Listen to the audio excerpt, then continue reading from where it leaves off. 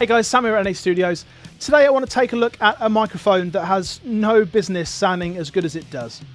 So about 15 years ago I was 18 and I was just getting into recording. I was recording local bands and friends' bands and stuff like that. And I'd started looking into microphones, what microphones did what, how certain microphones sounded.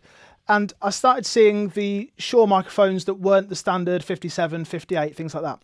I had a look at the Beta series. Now I saw this Shure Beta 57 knocking around and I thought, that looks pretty good. I quite like one of those. And I saw the price tag, I saw it was over £100 and I thought, well, okay, maybe eBay can do something better. Had a look on eBay and I found one of these mics for £50. So I thought, that's pretty good. So I contacted the seller and said, have you got two? They said, yeah, sure, yeah, we've got two. We can send you them for two for £100. So I thought, well, I've got two mics for the price of one there. That must be good. But as anyone who's ever bought a Shure mic off eBay before will know, there are a lot of fakes out there. And that is exactly what I got. So this is a fake Shure Beta 57A. This is a real one. And on the face of it, they don't look too dissimilar, really. They look pretty similar. The one that I got has worn pretty badly. More or less all the pictures have come off, all the paint's come off. It's all got rusted. But the thing that I want to take a look at today is how they sound. I started using them on things years ago and I thought they sounded all right. And then being naive, as soon as I found out they were fake, I just chucked them in a box and said they must be rubbish.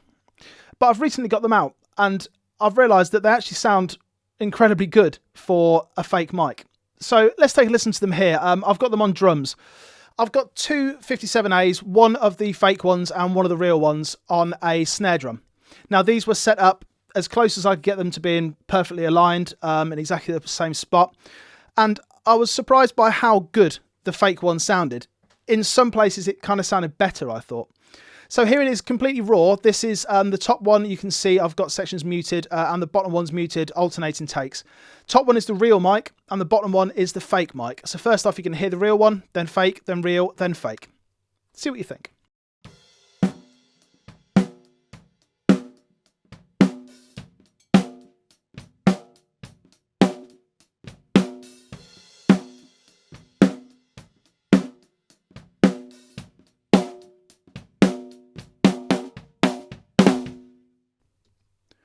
I think that sounds loads better than the actual 57A.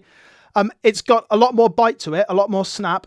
It doesn't pick up a massive amount more of the cymbals though, which is kind of the danger there. You kind of think, well, it's just got a high-end boost on it, but it's not. It seems to be just a brightness on what's immediately in front of it. Take a listen again. Listen to the bottom end. The bottom end sounds pretty similar, if not a little bit more real on the fake one. The real one just sounds a little bit blobby in comparison, and the fake one has got that kind of better top end as well.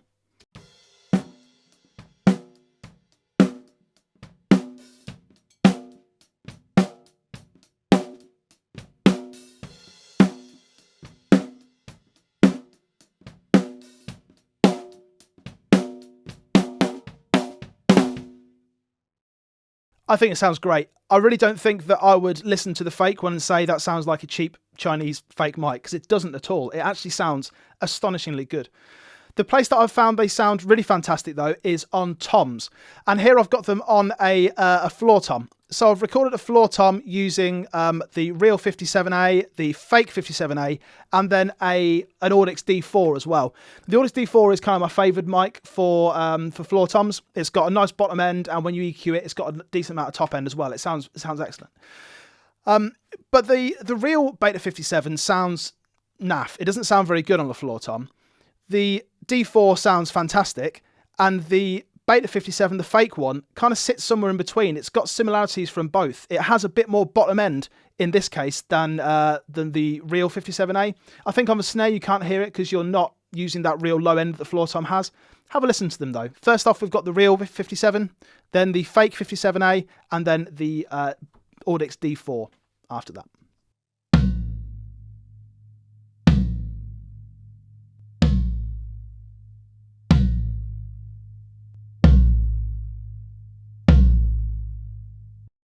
Now, clearly the Audix D4 sounds a lot better. It's got a lot more bottom end to it.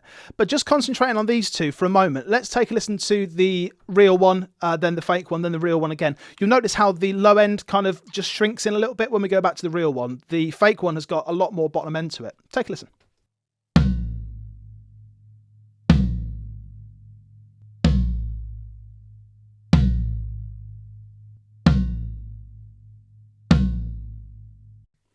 It's just got a lot more thud to it, a lot more thump, a lot more kind of realness to it. And that top end, the attack on it, it kind of picks up a little bit better as well. Let's just reverse these so we're listening to more of the fake one. And just listen to the top end. The attack on it is quite nice as well.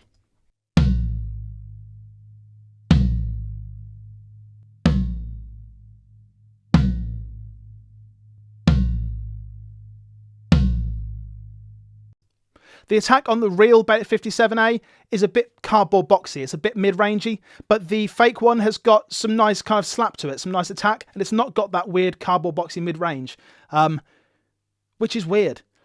But there you have it. This is the fake one, and it sounds great. It was 50 quid's worth 15 years ago, so I don't know what it's going to go for now, but don't be fooled by these fake microphones. Some of them can actually sound fantastic. Thanks a lot for checking it out. Make sure you hit like, make sure you subscribe. Take care.